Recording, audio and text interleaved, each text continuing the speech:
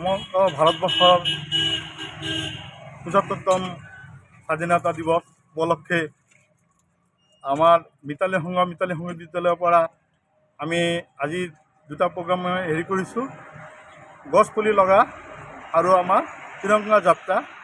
এই দুটা প্ৰগ্ৰাম আমি আজি কাৰ্যসূচী হাতত লৈছোঁ। অলৰেডি গছ পুলি আমি কাৰ্যসূচী শেষ কৰিলোঁ।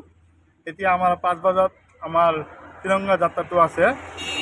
সেইটো কৰি আমি ১৫ আগষ্টত আমি সংঘৰ ত্যাগ উত্তোলন কৰি আমি সমগ্ৰ ভাৰতবৰ্ষৰ লগতে আমি একেলগত হাত মিলাই আমি ভাৰত মাতা কি জয়, ভাৰত মাতা কি জয়, ভাৰত মাতা কি জয়।